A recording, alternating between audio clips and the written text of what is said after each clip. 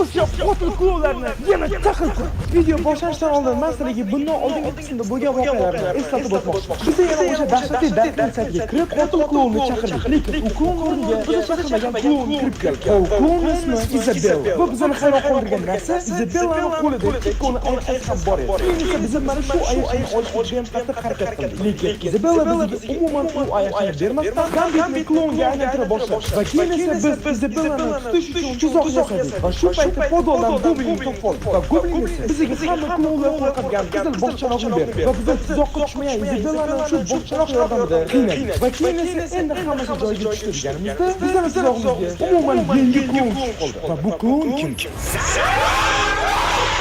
Qanaqa qo'llik bo'ldi?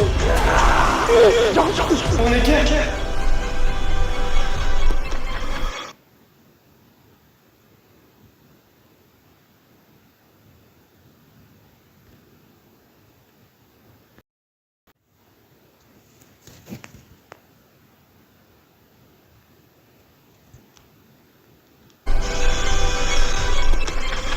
Darknet 6-qism.